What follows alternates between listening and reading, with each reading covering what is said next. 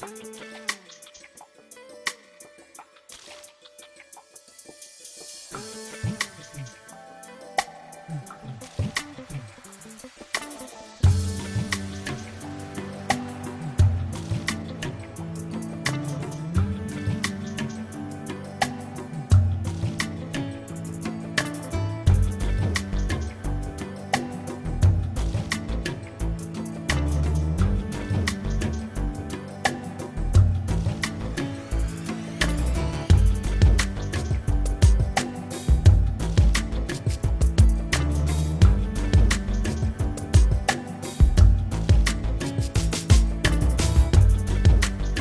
friends, welcome to Shamu's Kitchen. இன்னைக்கு நம்ம recipe சுவையான சேமியா ரவா கிச்சடி. மார்னிங் பிரேக்ஃபாஸ்ட்க்கோ இல்லை நைட் டின்னருக்கோ இட்லி தோசை போர் அடிக்கும் போதும் என்னதான் சமைக்கலான்னு கன்ஃபியூஸ்டாக இருக்கும் போதும் மினிமலான இன்க்ரீடியன்ஸில் மேக்ஸிமம் டேஸ்ட் கொடுக்குற இந்த சேமியா ரவா கிச்சடி ட்ரை பண்ணி பாருங்க. நெய் மணக்க வெஜிடபிள்ஸ் எல்லாம் சேர்த்து ஹெல்த்தியாக பண்ணுற ஒரு ரெசிபி. கம்ஃபர்ட் ஃபுட்னா இதுதான்னு சொல்ல தோணும். கலர்ஃபுல்லான காய்கறிகள்லாம் சேர்த்து சூடாக கிச்சடி செஞ்சு தேங்காய் சட்னி கூட சர்வ் பண்ணால் சூப்பர்பான ஒரு டிஃபன் காம்போவாக இருக்கும். நீங்கள் நம்ம சேனல் இன்னும் சப்ஸ்கிரைப் பண்ணலைன்னா சப்ஸ்கிரைப் பண்ணிக்கோங்க. கூடவே பெல் ஐக்கான் ப்ரெஸ் பண்ணி ஆல் கொடுங்க. இந்த வீடியோ உங்களுக்கு பிடிச்சிருந்தா ஒரு லைக் கொடுங்க. நீங்கள் கொடுக்குற ஒவ்வொரு லைக்ஸும் கமெண்ட்ஸும் எங்களுக்கு இன்னுமே மோட்டிவேட்டடாக இருக்கும். இப்போ வாங்க ரெசிபி செய்ய ஸ்டார்ட் பண்ணிடலாம். கிச்சடி செய்ய 100 கிராம் சேமியாவும் 150 கிராம் ரவையும் எடுத்திருக்கேன். கப் அளவுகளில் ரெண்டுமே ஒரு கப் தான் வரும். அண்ட் வெஜிடபிள்ஸ் பார்த்தீங்கன்னா ஒரு கேரட்டை குட்டி குட்டியாக கட் பண்ணி எடுத்திருக்கேன். 5 பீன்ஸை கட் பண்ணி வச்சுருக்கேன்.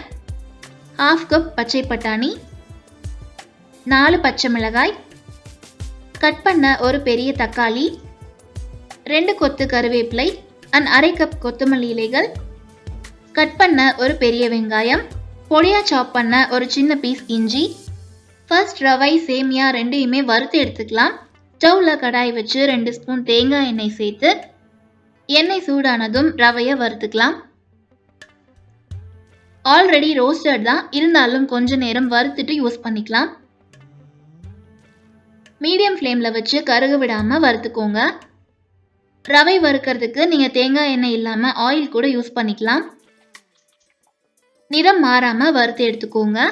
ஒன்னோட ஒன்று ஒட்டாமல் இந்த மாதிரி அழகாக வறுப்பட்டு வந்ததும் ஒரு பிளேட்க்கு மாற்றிட்டு சேமியா சேர்த்து வறுத்துக்கலாம். இதுவும் ஒரு 2 நிமிஷம் வறுத்துக்கிட்டா போதும். சேமியா வறுப்பட்டதும் எடுத்துட்டு அகைன் கடாயில் 2 ஸ்பூன் ஆயில் விட்டு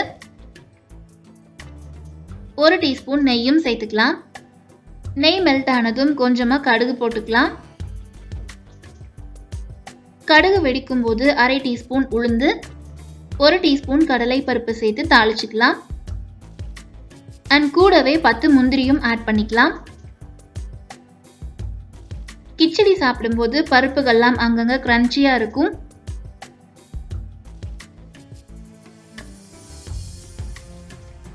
இப்ப கட் பண்ணி வச்சிருக்கிற வெங்காயம் சேர்த்து வதக்கிக்கலாம். நறுக்குன பச்சை மிளகாயும் சேர்த்துக்கோங்க. காரத்துக்கு இதில் மிளகாய் தூள் சேர்க்க மாட்டோம், இந்த பச்சை மிளகாயோட காரம் மட்டும்தான். ஸோ 4 மிளகாயை கட் பண்ணி போட்டிருக்கேன். கூடவே பொடியாக சாப் பண்ண இஞ்சியும் கருவேப்பிலையும் சேர்த்துக்கலாம். கிச்சடிக்கு நல்ல ஃப்ளேவர் கொடுக்கும்.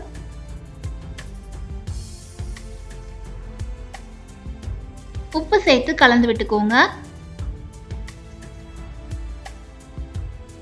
இது கூட 1/2 டீஸ்பூன் மஞ்சள் தூள் ஆட் பண்ணிக்கலாம். கட் பண்ண தக்காளியும் சேர்த்து வதக்கி விட்டுக்கோங்க. ஒரு லைட்டான புளிப்பு சுவைக்காக. இப்ப வெஜிடபிள்ஸ் எல்லாத்தையும் சேர்த்துக்கலாம். கேரட், பீன்ஸ், பட்டாணி 3யுமே சேர்த்தாச்சு. காய்கள்லாம் கொஞ்ச நேரம் வதங்கி வரட்டும். இதை தவிர வேற ஏதாவது வெஜிடபிள்ஸ் சேர்த்து கிச்சடி ட்ரை பண்ணியிருக்கீங்களான்னு எனக்கு கமெண்ட்ஸில் சொல்லுங்க. ஒரு 2-3 நிமிஷம் வதக்கிட்டு காய்கள்லாம் வேகிறதுக்கான தண்ணி சேர்த்துக்கலாம். 1 கப் ரவையும் 1 கப் சேமியாவும் எடுத்திருந்தோம். டோட்டலா 2 கப். 2 கப்க்கு 5 கப் தண்ணி சேர்த்திருக்கேன். 1 கப் ரவைக்கு 2.5 கப் தண்ணி சேர்த்துக்கோங்க. கரெக்டா இருக்கும். இந்த டைம்ல உப்பு செக் பண்ணி பார்த்துக்கோங்க. எனக்கு உப்பு கொஞ்சம் பத்தல. ஸோ நான் ஒரு 1/2 ஸ்பூன் அளவுக்கு உப்பு சேர்த்திருக்கேன். இதை கலந்து விட்டுட்டு மூடி போட்டு க்ளோஸ் பண்ணிடலாம். தண்ணி நல்லா கொதிச்சு வரட்டும். வெஜிடபிள்ஸும் வெந்து வரட்டும். அதுக்குள்ள இந்த கிச்சடிக்கு சைட் டிஷ்ஷா சிம்பிளா ஒரு தேங்காய் சட்னி ரெடி பண்ணிடலாம். ஒரு 1/2 மூடி தேங்காவை சின்ன சின்ன பீசஸா கட் பண்ணி எடுத்திருக்கேன். தேங்காயில் மேலே இருக்கிற ப்ரௌன் பார்ட்டை ரிமூவ் பண்ணிட்டு சட்னி பண்ணோம்னா சட்னி பார்க்க நல்லா ஒயிட் கலராக இருக்கும்.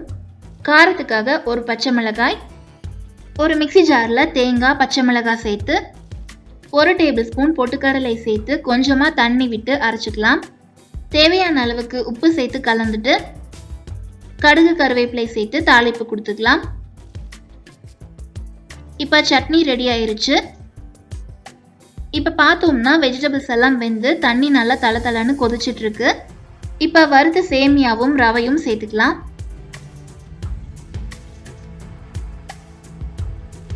ரவை சேர்க்கறதுக்கு முன்னாடி ஃப்ளேமை சிம் பண்ணிக்கோங்க, இல்லைன்னா கட்டி கட்டியாக ஆயிரும். கட்டிப்படாமல் நல்லா கலந்து விட்டுக்கலாம். ரவையும் சேமியாவும் நல்லா வெந்து வரட்டும். இந்த அளவை விட தண்ணி அதிகமாக வச்சிட்டோம்னா ரொம்ப கொலன்னு கஞ்சி மாதிரி ஆயிரும். இல்லை தண்ணி கம்மியாக வச்சிட்டோம்னா டைட்டாக உப்புமா மாதிரி ஆயிரும். சேமியாவும் ரவையும் சரியாக வெந்து வராது. ஸோ தண்ணியோட அளவை மட்டும் கரெக்டாக பார்த்து வச்சுக்கோங்க. தண்ணி குறைய ஸ்டார்ட் ஆனதும் கைவிடாமல் கண்டினியூஸாக கலந்து விட்டுட்டே இருங்க, இல்லைன்னா அடிப்பிடிக்கவும் சான்சஸ் இருக்குது. 4-5 நிமிஷத்துக்குள்ளேயே தண்ணி எல்லாம் வற்றி இந்த மாதிரி சேமியா ரவை எல்லாம் நல்லா வெந்து வந்துடும். இப்போ இதில் 1/2 கப் கொத்தமல்லி இலைகள் சேர்த்து கிளறிக்கலாம். இப்போ தண்ணி வற்றி நல்லா கெட்டியாக ஆரம்பிச்சிருக்கு. இப்போ ஸ்டவ்வை சிம்ல வச்சுட்டு 1 டீஸ்பூன் நெய் சேர்த்து கலந்து விட்டுட்டு ஸ்டவ்வை ஆஃப் பண்ணிடலாம். இதுக்கு நெய் நிறைய சேர்த்துக்கிட்டோம்னா ஹோட்டல்களில் கிடைக்கிற மாதிரி கிச்சடி நல்லா சாஃப்டாகவே இருக்கும். நிறைய பேருக்கு கிச்சடி சாப்பிட பிடிக்கும், அண்ட் உப்புமா பிடிக்காது. ரெண்டுக்கும் சின்ன சின்ன டிஃப்ரென்ஸ் தான் இருக்கும். அதில் இதுவும் ஒன்று. உப்புமா கொஞ்சம் டைட்டாக வரன்னு இருக்கிற மாதிரி தெரியும், அதனாலேயே நிறைய பேருக்கு பிடிக்காது. கிச்சடியில் நெய் அதிகமாக சேர்த்துக்கும் போது நல்லா சாஃப்டாக இருக்கும், அவ்வளோவா இறுக்கம் கொடுக்காது. நல்ல கமகமான வாசனையோட அருமையான சேமியா ரவா கிச்சடி ரெடி ஆயிருச்சு. கூடவே சைட் டிஷ்ஷாக தேங்காய் சட்னியும் வச்சு சர்வ் பண்ணிக்கலாம். ஹெல்தியான வெஜிடபிள்ஸ், கிரன்ச்சியான நட்ஸ் எல்லாம் சேர்த்து நெய் மணக்க இதே மாதிரி சேமியா ரவா கிச்சடி நீங்களும் வீட்டில் செஞ்சு பாருங்க. ரெசிபி பற்றின ஃபீட்பேக்கை மறக்காம கமெண்ட்ஸில் சொல்லுங்க. வீடியோ பிடிச்சிருந்தா ஒரு லைக் கொடுங்க, சப்ஸ்கிரைப் பண்ணி சப்போர்ட் பண்ணுங்க. Stay tuned with Shammu's kitchen and thank you all.